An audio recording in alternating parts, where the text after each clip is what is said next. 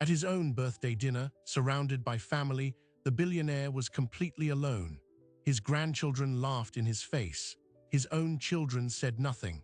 And the only person who showed him any kindness was a 2-year-old girl who shouldn't even have been in the room. This is Julian Thorne, a self-made titan who built a global empire from a single idea. And that little girl is Maya, the daughter of his housekeeper, Eva. To understand how a birthday celebration became a public execution and why a toddler saw what an entire family chose to ignore, you have to go back to the beginning, to the fortune that built the house and the silence that filled it long before the first insult was ever thrown. Julian Thorne didn't inherit a dime. He invented a microchip at 22 that revolutionized data storage, sold his first company for $170 million at 28, and by 40, his net worth was estimated at $4.3 billion. But the blueprint for his empire had a fatal flaw he never saw coming. It was designed by a man who was terrified of being alone, and it attracted people who were only there for the money. His wife, Elena, was the exception. She met him before the first big sale, loved him during the frantic years of expansion, and was the only person who could tell him to stop working at 8 p.m. and actually be heard. She died 5 years ago, a sudden aneurysm on a Thursday afternoon. Julian found her in the garden, a book still open on her lap. The foundation of the life he thought he was building cracked that day, and he spent the next 5 years trying to pave over the damage with more work, more deals, more money. It didn't work. You can't negotiate with grief. His children, Marcus and Chloe, were teenagers when she died. They were shipped to boarding schools before the funeral flowers wilted, a decision Julian made because he couldn't look at them without seeing her and because he had no idea how to be a single parent. He provided everything: elite universities, luxury apartments, trust funds that generated more in monthly interest than most people earn in a year. He believed that was his job. To fund their lives so perfectly that they would never feel the absence he felt every single day. It was the worst miscalculation of his career. Because what Marcus and Chloe learned wasn't gratitude, it was entitlement and distance. They saw their father not as a person, but as a financial institution, occasionally inconvenient, always necessary. Their phone calls followed a pattern, a brief, strained inquiry about his health, followed by a discussion of liquidity, investment opportunities, or the need for a larger credit line. The conversations never lasted more than 6 minutes. Julian timed them. He started doing that in year 3 after Elena. The house itself became a monument to this silence, a 30,000 square foot contemporary fortress in the hills, all glass and cold marble, designed by a famed architect to be a statement of arrival. It felt less like a home and more like a very expensive airport lounge, beautiful, impersonal, and filled with people waiting to go somewhere else. The staff turnover was legendary: 7 personal assistants in 4 years, 4 chefs in 3. The only person who lasted was Eva. Eva Mendez started as a temporary fill-in when the previous housekeeper quit without notice. She was a single mother, former nurse, who took the job because the health insurance was comprehensive and it covered Maya. She was quiet, fiercely efficient, and possessed a kind of steady calm that the house had never known. She didn't try to chat with Julian. She didn't offer condolences she knew were empty. She just made sure his favorite tea was in the cabinet, that the study was dusted without disturbing his papers, and that the overwhelming emptiness of the place was maintained, as if that was what he wanted. In a way, it was. And then there was Maya, 2 years old, a whirlwind of curls and unchecked curiosity. Eva's "bring your daughter to work" policy was born of necessity, a broken daycare arrangement, and tolerated by Julian because Eva was the only competent employee he hadn't driven away. Maya's world was the staff quarters, the kitchen, and the long, sun-drenched hallway that led to the East Wing, a line she was not to cross. For a year, this was the ecosystem. Julian in his glass office, orchestrating mergers across continents via monitor. Marcus in New York, running a venture fund that burned through capital. Chloe in Milan, running up credit cards with the urgency of someone trying to fill a hole. And Eva, moving silently through the house with Maya in tow, a pocket of warm, normal life in the center of a frozen estate. The first fracture appeared on paper. Julian's chief financial officer, a wary man named Robert Shaw, requested a meeting. The numbers for the children's allowances and business ventures were becoming unsustainable. Marcus's fund had lost $2.4 million in 8 months. Chloe's spending had doubled. They were drawing not just from their trusts, but from secondary accounts linked to the family office. Julian listened, stared at the spreadsheets and said, "Give them what they ask for." Robert hesitated. "Julian, this isn't strategy. This is subsidizing failure. It's enabling." Julian's reply was final. "They're my children. It's my money." But the money was no longer just his. Thorn Industries was preparing for a massive public offering. Board members, major investors, they were looking at the company's financials, and the line item labeled "family disbursements" was raising eyebrows. It was a vulnerability, and in the world of high finance, a vulnerability is just an opportunity waiting for someone else to exploit. Pressure began to close in from two sides. The board wanted Julian to rein in the personal spending, to present a tighter, more disciplined image to the market. His children, sensing a potential reduction in the flow, began to press harder. The calls became more frequent. The requests escalated from funding a lifestyle to funding business ideas with the depth of a puddle. A luxury pet spa, a blockchain-based art gallery for digital cats. Julian approved them all. He convinced himself this was the price of keeping them close, that if he kept funding their lives, they would have to remain in his orbit. What he was actually doing was buying their presence on a spreadsheet, and they knew the exact value of their attendance. Dinner visits were scheduled, not spontaneous. They came for holidays, stayed exactly as long as was required, and left as soon as the last course was cleared. The conversation was a series of bullet points: market trends, gossip about people Julian didn't know, requests veiled as updates. Eva watched this from the periphery. She served the meals, cleared the plates, and saw the entire transaction unfold. She saw Julian's hopeful expression when they arrived, the way his shoulders sank incrementally as the evening wore on, and the profound emptiness in the house after their cars crunched down the driveway. She never said a word. It wasn't her place. Maya, however, had no concept of place. Her world was expanding. She had learned to walk, then run, and her primary mission was to explore. She found Julian one afternoon not in his study, but in the seldom-used library, staring at a portrait of Alina. He wasn't crying. He was just still in a way that felt different from his usual focused stillness. Maya toddled in, clutching a wooden spoon from the kitchen. She looked at him, looked at the portrait, and held up the spoon. "Here," she said. Julian blinked, pulled from a decade-old memory. He looked at the child, at the offered spoon. He didn't take it, but the corner of his mouth moved, something that hadn't happened in that house in a very long time. Eva rushed in, apologizing, scooping Maya up. Julian just said, "It's fine." And for the first time, it sounded like it might actually be fine. A week later, the board issued an ultimatum.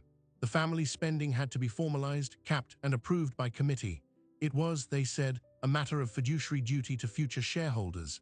Julian saw it for what it was: a direct challenge to his control and a public labeling of his children as liabilities.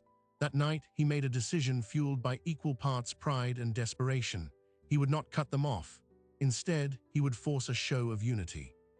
A demonstration that the Thorn family was not a drain on the company, but its very heart. He planned a birthday dinner, his 55th, not a small family affair but an event. He instructed his events coordinator to spare no expense. He demanded his children attend and to bring his grandchildren, twins from Marcus, age 7, and Chloe's 5-year-old daughter. He wanted it all in one room. The family, the key board members, his most trusted executives. He would give a speech. He would announce a new family foundation, a grand gesture of legacy and unity. He believed, in some deep, wounded part of himself, that if he could just build a big enough stage, his family would finally perform the roles he had written for them. He didn't tell them about the board's pressure. He didn't explain the stakes. He simply sent the formal, gilt-edged invitations. To his children, it read as another demand, another performance for his world.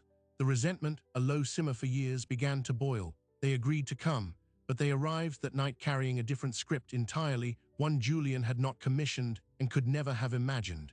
The table was set. The cameras for the professional photographer were in place. And Julian Thorn walked into the dining room, believing he was about to save his family, completely unaware that he had just assembled the audience for his own humiliation. The dinner began with a performance. Julian, standing at the head of a table that cost more than most houses, raised a glass. He spoke about legacy, about family being the ultimate enterprise. He looked at his children, expecting to see pride, or at least compliance.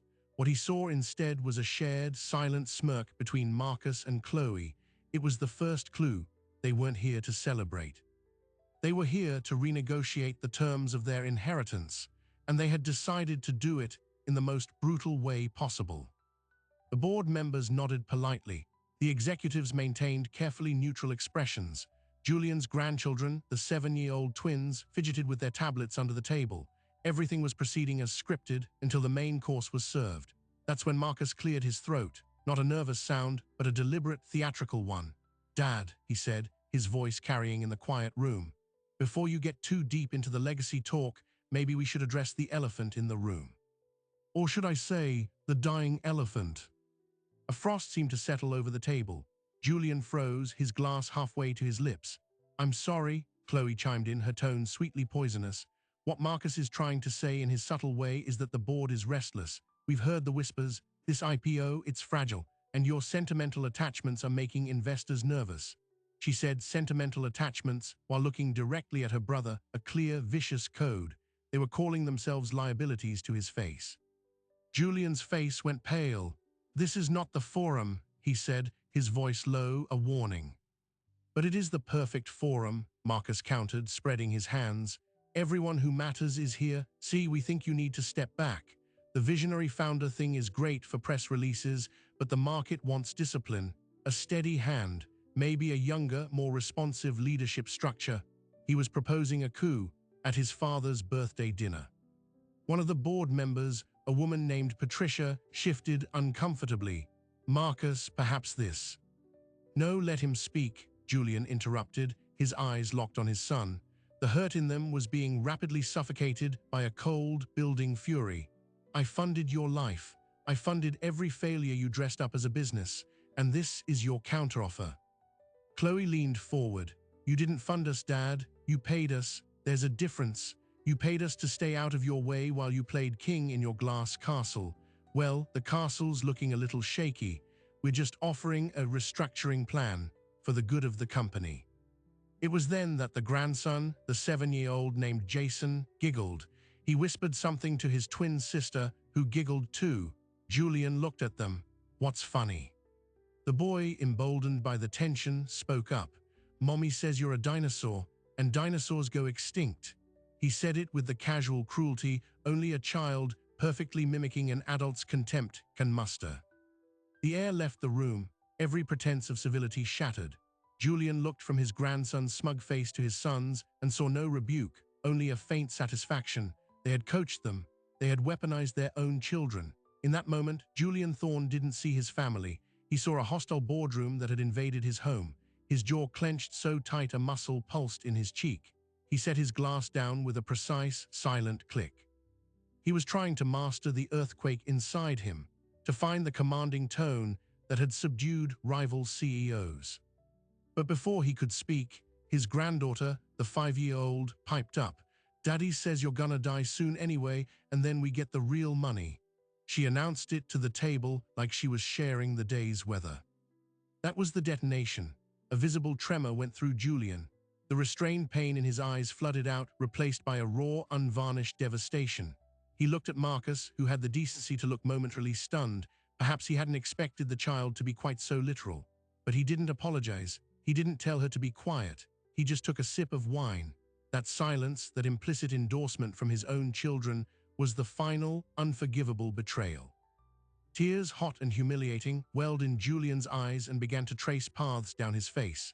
He made no sound. He didn't sob. He just sat there at the head of his magnificent table in his beautiful home and silently shattered in front of 30 witnesses. The board members looked at their plates. The executives studied the art on the walls. No one knew what to do. No one moved to defend him, to chastise the children, to end the horrific spectacle. This was the public execution he had unknowingly scheduled for himself. Eva, standing motionless near the kitchen door, her hand pressed over her mouth, witnessed it all. Her heart hammered against her ribs. She saw the tears on Julian's face. She saw the cold calculation on his children's faces. And she saw Maya, her Maya, who had been quietly coloring on a mat in the corner of the dining room, a place Eva had been allowed to keep her just for this evening. Look up. The toddler had been in her own world, but the shift in the room's energy was palpable even to her. She saw the man who had once been given a wooden spoon, the man who sometimes had a sad face by the picture, crying. And while every adult in the room was paralyzed by protocol, by awkwardness, by their own self-interest, Maya acted. She stood up on her steady little legs, she abandoned her crayons, and she walked, across 10 feet of priceless Persian rug, past the frozen tableau of adults, right up to Julian's chair. She didn't understand the words that had been said. She didn't understand concepts like inheritance or board coups. She understood one thing: a person was sad. She reached up her tiny hands, patting the air. When he didn't look down, she made a soft sound. Julian, his vision blurred, finally glanced down, and there she was. The toddler in the pink ruffled top, her brow furrowed with concern. Without hesitation, she raised her hands higher. An invitation, a silent command. Broken by the world of adults, Julian instinctively bent forward just a little. That was all she needed. She climbed onto the footrest of his chair, using his knee for balance. She placed one small hand on his chest, the other on his wet cheek, and she wiped his tears with her fingers, her touch impossibly gentle. The contrast was universe-shattering, the calculated cruelty of his blood family and the pure, instinctive compassion of a stranger's child. Julian's breath hitched. He closed his eyes, placing one of his large, trembling hands over the tiny one on his cheek. He didn't speak. He just leaned into that small, warm touch, as if it were the only solid thing in a collapsing world. The spell in the room broke, but into chaos. Marcus finally found his voice, dripping with derision. "Oh, for God's sake, Dad, really? The maid's kid? This is pathetic." Chloe rolled her eyes, a gesture of supreme disgust, but their words had lost all power. They had become noise. The defining image had already been captured, not just in the minds of everyone present, but by the professional photographer, whose camera had quietly continued to click, capturing the entire horrifying and then transcendent sequence. Julian opened his eyes. He looked at his son, and when he spoke, his voice was scraped raw but eerily calm. "Get out." Marcus blinked. "What?" "You heard me. Get out of my house, all of you." He didn't shout. The quiet certainty was worse. Chloe stood up, her chair scraping loudly. "You can't be serious over this. It was a joke. The kids." "It wasn't a joke," Julian said, his gaze sweeping over the board members. "It was a revelation, and as of this moment, any trust, allowance, or position held by Marcus or Chloe Thorne in any entity I control is suspended, pending legal review. Now, get out." The room erupted.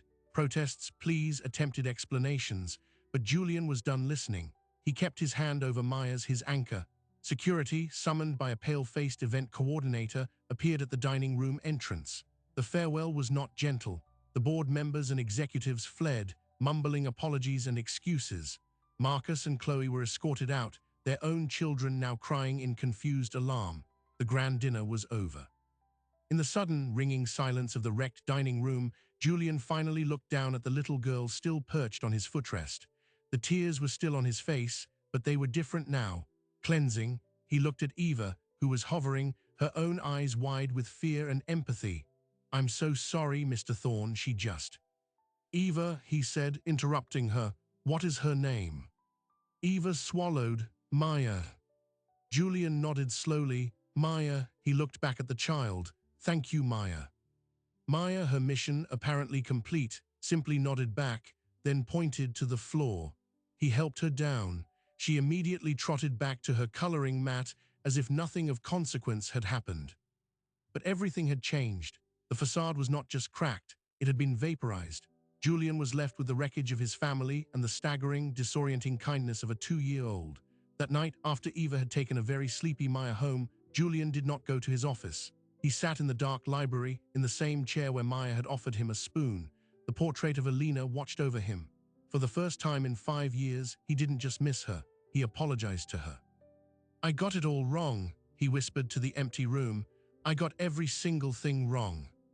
The next morning, the digital world erupted. The photographer, either by ethical lapse or deliberate malice, had sold the photos, not just the cute ones, all of them. The series told a devastating story: Julian's hopeful speech, Marcus's sneer, the children's insults, Julian's silent tears, and then the breathtaking moment of Maya's comfort. The headlines were merciless. Thorny air bashing, billionaire's birthday bombshell. Tears at the top, family coup goes viral. The narrative was set: the greedy, ungrateful children versus the emotionally devastated father saved by an innocent. But for Julian, the public humiliation was secondary. It was the private devastation that was absolute. His lawyer, a grim-faced woman named Anya, confirmed the legal steps to freeze the trusts and access. His CFO, Robert Shaw, presented the cold numbers. Cutting them off was financially sound, but the PR disaster could sink the IPO. The board was in panic, demanding he reconcile with his children for the sake of the company's image. He was surrounded by voices telling him to fix the unfixable, to pretend the betrayal hadn't happened. And then a new development: a sealed envelope delivered by courier to Eva's modest apartment. Inside was a formal, legal-looking document from Marcus and Chloe's lawyer. It was a cease and desist letter. It claimed that Eva had intentionally manipulated her child to create a damaging public spectacle and interfered in familial relationships. It demanded she make a public statement saying Maya had been coached, and threatened a lawsuit for defamation and intentional infliction of emotional distress if she did not comply. Attached was a check for $50,000 made out to Eva. The implied offer was clear: take the money, tell the lie, and go away. Eva stared at the check.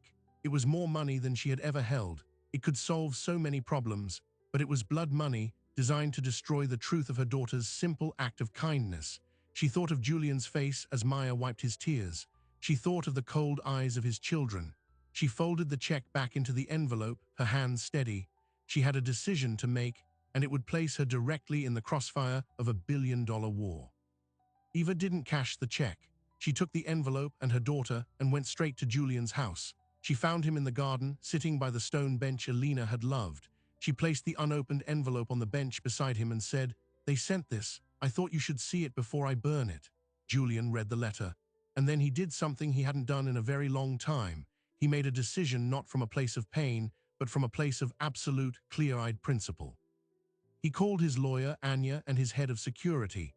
He had the envelope and check dusted for fingerprints and logged as evidence. Then he had Anya draft a counter-letter.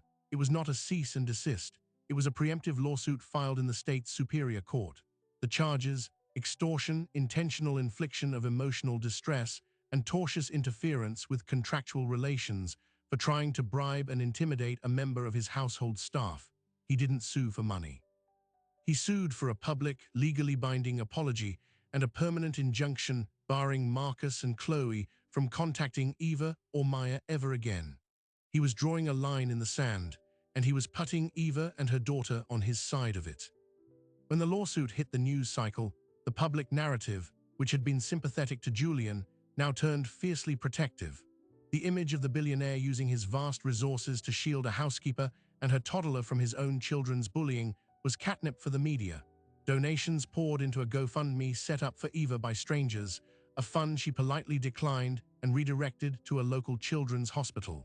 Julian, for his part, did two things. First, he publicly doubled Eva's salary and formalized a college trust for Maya. Second, he gave one interview to a respected financial newspaper. In it, he said, "I spent decades building walls to keep the world out. It took a 2-year-old to show me that the only thing worth building is a bridge." But the financial world doesn't run on sentiment. The IPO was teetering. The board was in open revolt, fearing the ongoing family drama was a poison pill.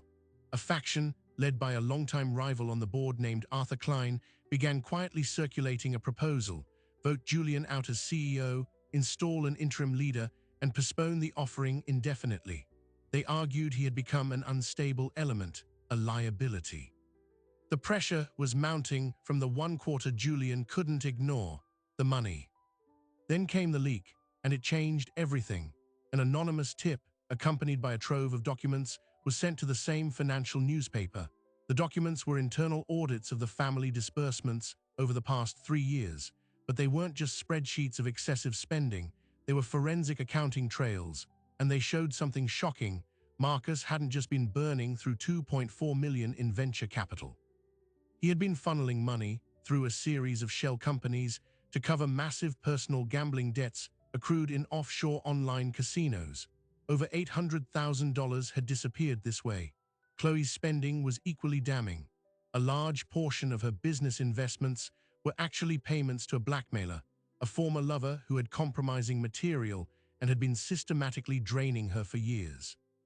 The leak didn't just expose their recklessness, it exposed their profound criminal vulnerability. They weren't just entitled children, they were potential felons committing fraud against the family company to cover their secret crises. The source of the leak was never confirmed, but the timing was perfect. It landed the day before the critical board vote to oust Julian. In the emergency board meeting, the atmosphere was electric with panic. Arthur Klein, Julian's rival, argued this was exactly why Julian had to go. His failure to control his children had opened the company to legal and reputational ruin. Julian listened, stone-faced, until Klein finished. Then he stood up. "You're right, Arthur. I failed to control them. I tried to buy their love, and in doing so, I enabled their corruption. That is my failure, and I own it. But removing me now doesn't fix the problem they created. It runs from it." He slid a new document across the table. It was a signed, notarized affidavit from Marcus and Chloe's blackmailer and bookie, obtained by Julian's security team in the 48 hours since the leak, confirming the transactions and their coercive nature. Julian had not been idle. He had been gathering the weapons to end the war. "Here is my proposal," Julian said, his voice filling the silent room. "The IPO proceeds on schedule. I will remain as CEO, but every dollar of the misappropriated funds will be repaid with interest from Marcus and Chloe's frozen assets. They will be removed from all company documents, their shares placed in a blind trust, and we will issue a statement. Thorn Industries has addressed internal misconduct decisively and is moving forward stronger. This isn't a family scandal. It's a company that identified fraud, rooted it out, and is now more secure for investors. That's the narrative." He had reframed the disaster as a demonstration of corporate governance. The board, faced with the choice of a messy public coup or a clean, tough-minded resolution, voted unanimously to support Julian. The rebellion was over, but the personal cost was just being tallied. Marcus and Chloe, cornered and exposed, made one last, desperate move. They went to the media themselves, not with denials but with a performance of victimhood. They gave a tearful interview on a popular talk show, claiming their father had always been emotionally distant, that the pressure of his expectations had driven them to make mistakes, and that his new favorite family, the housekeeper and her child, was just another way for him to punish them. They positioned Maya's moment not as kindness, but as a calculated opportunity for their father to replace them. It was a masterclass in manipulation, and for a segment of the public, it worked. Julian watched the interview from his study. He felt nothing. The well of hurt they could draw from was finally dry. But Eva, watching at home, felt a different emotion, white-hot rage. They were trying to taint her daughter's pure act, to twist it into something sordid. The next morning, she asked to speak to Julian. She stood in his study, back straight. "They can say whatever they want about me, about you, but they do not get to use my child as a weapon. I want to give an interview. Just one, to tell the truth." Julian studied her. "It will put you in the spotlight. It won't be kind. I've lived in the shadows my whole life, Mr. Thorne. For Maya, I'll stand in the light."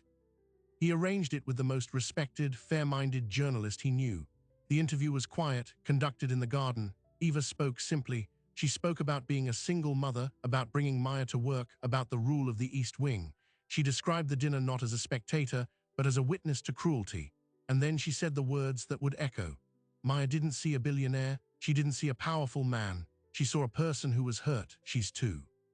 She doesn't know what money is. She knows what sad is. That's all. And if that makes her a pawn in some game, then your game is broken. The interview aired. The backlash against Marcus and Chloe was immediate and final. The court of public opinion had reached a verdict, and it was unforgiving. The legal battles would drag on for months, but the emotional war was over. Julian had won. He had secured his company. He had exposed his children's corruption. He had protected Eva and Maya. But as he walked through his silent, cavernous house that evening, the victory felt like ash. He had everything he had fought for, and he was more alone than ever. The house was just a house again. The garden was just a garden. The stone bench was just a stone. He found himself standing outside the door to the staff quarters, a part of the house he had never entered. He could hear the soft sound of a children's show playing and Maya's giggle. He raised his hand to knock, then stopped. What was he doing? He was their employer. He was the reason they were in the crossfire. He was about to turn away when the door opened. Eva stood there holding a laundry basket. She looked at him, at his raised hand, and didn't seem surprised. "Would you like to come in?" she asked, and in that simple question, Julian Thorne, who had built and lost an empire of the wrong things, saw the first, fragile blueprint for building something real. Julian Thorne stepped over the threshold. The staff quarters were warm, lived in. Toys were scattered on a rug. The television played a cartoon. It was the most human space he had been inside in years. He didn't know what to say. Maya looked up from the floor, saw him, and held up a plastic block. "Build," she asked. That single word, an invitation to create instead of acquire, was the beginning of a new life. He didn't stay long that first time, 15 minutes. He sat on the small sofa, drank a glass of water Eva offered, and watched Maya stack blocks only to knock them down with glee.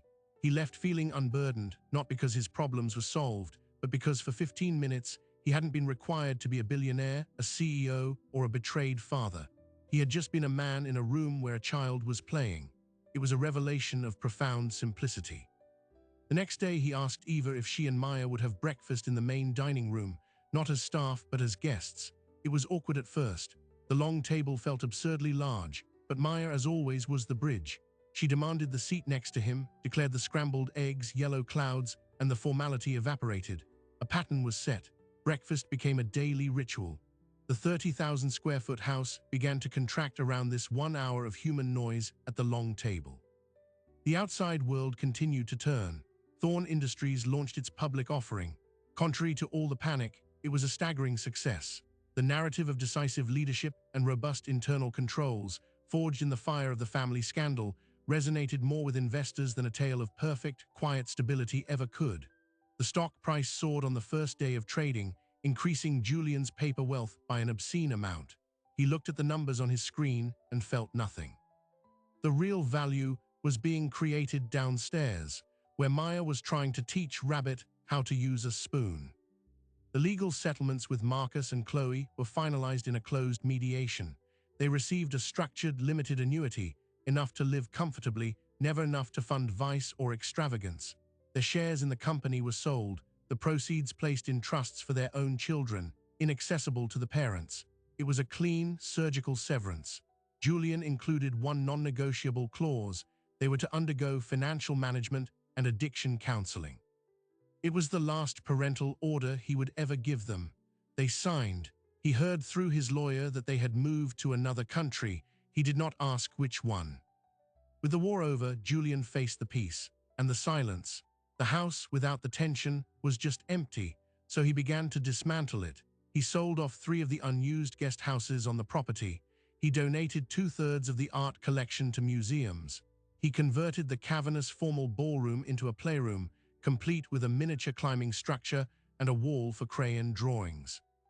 The first time Maya saw it, she ran its length, her laughter echoing off the high ceilings, a sound that finally defeated the quiet. His relationship with Eva evolved into a deep, respectful partnership. She became officially the household manager, but in practice, she was his chief of staff for life. She was the one person who spoke to him without pretense or agenda. She told him when he was working too late. She reminded him to call his doctor. She was the steady, grounding force he had never known he needed. They were not romantic partners. They were something rarer, allies in the project of building a meaningful home. And Maya was the heart of it all. She started calling him Juju, a name she invented that no one dared correct. He read her bedtime stories in the library, doing all the voices badly. He held her hand during her first dentist appointment. He framed her scribbled drawings and hung them in his office next to blueprints for billion-dollar acquisitions. The business journalists who occasionally visited would stare, perplexed, at the crayon clouds next to the architectural renderings. Julian would just smile. A year after the dinner, on a bright spring morning, Julian was in the garden. He was kneeling by Alina's rose bushes, something he had started doing himself, getting dirt under his nails. Maya was nearby, hunting for ladybugs. Eva watched from the kitchen window. Julian looked up at the stone bench at Alina's name. He didn't feel the old, sharp grief. He felt a gentle sadness and a gratitude that she had loved him when he was worth very little. He wished she could see him now. He thought she might be proud of the man he was finally becoming, long after he'd made his fortune. That afternoon, he called his lawyers again. He had them draft new documents. He established the Maya Thorne Foundation, a charitable trust focused on early childhood education and support for single parents. He funded it with $100 million, but the more surprising detail was in his will. He left the majority of his estate, including controlling interest in Thorne Industries, to a dynamic trust. The trustees were Eva, his most loyal board member Patricia, and his lawyer Anya. The beneficiary was Maya, with stipulations for her education and life. But the instructions were clear. The company was to be run professionally, sold, or dissolved as the trustees saw fit to ensure its health and legacy. He was not passing on a crown. He was passing on a responsibility with a team of wise women to guide it. To Marcus and Chloe's children, he left the same structured annuities he had given their parents. It was fair. It was not preferential. He was not dying. He was, for the first time, truly living. And living requires letting go of the obsession with what happens after you're gone. The final surprise came on a Tuesday. Of course, on a Tuesday. Maya, now 3.5, was in his study, drawing at the small desk he had brought in for her. Julian was on a video call with Asian investors, speaking in the calm, authoritative tone that commanded respect. Maya finished her drawing, climbed down, and walked over to his chair. She tapped his knee. He muted the call, looking down. She held up the picture. It showed 3 stick figures, one tall, one medium, one small. They were all holding hands. At the top, in Eva's handwriting, were the words Maya had dictated, "My family." Julian looked at the drawing. He looked at the faces of the investors frozen on his screen, waiting for his wisdom. He looked back at Maya's expectant, proud face. He unmuted the call. "Gentlemen, something urgent requires my attention. We will resume tomorrow." And he ended the call. He picked Maya up, sat her on his lap, and studied the drawing. "It's perfect," he said, his voice thick. "Juju sad?" she asked, touching his cheek. "No, sweetheart," he said, pulling her close. "Juju is the opposite of sad." That evening, the 3 of them ate pizza at the kitchen island, a mess of cheese and laughter. The grand dining room was used now only for the charity events the foundation held. The house was no longer a statement. It was a home. It had scars and empty rooms and memories both painful and sweet, but it was filled with the only thing that ever really matters, the quiet, stubborn love that shows up day after day and chooses to build something real. Julian Thorne had learned the hardest lesson, that loyalty isn't demanded by power or purchased with wealth. It's earned through vulnerability and protected with integrity. And sometimes it's delivered by a tiny hand wiping away your tears, teaching you how to feel again, and leading you, step by step, back into the light. The story of the billionaire and the maid's toddler doesn't end with a fairy tale. It continues every day in the simple, brave act of choosing to be a family. So what is the real lesson here? It's not that money corrupts or that family betrays you. The lesson is more subtle and more universal. It's that the walls we build to protect ourselves become the very things that imprison us. And the key to those locks is never another transaction. It's a moment of unearned, unexpected grace. Julian Thorne had to lose everything he thought mattered, the respect of his children, the flawless facade, the illusion of control, to gain the one thing that actually does, a real connection, a hand to hold in the silence. He learned that love isn't a dividend paid from a trust fund. It's a choice made freely, every single day, by people who see you at your worst and choose to stay anyway. We live in a world that often celebrates the opposite. The ruthless win, the hard heart, the person who builds the highest walls. But this story whispers a different truth. The most powerful force in any room isn't the loudest voice or the biggest bank account. It's the quiet courage to be vulnerable. It's the innate wisdom of a child who hasn't yet learned to look away from pain. Maybe you've been in Julian's chair, feeling isolated in a crowd, wounded by the people you thought were on your side.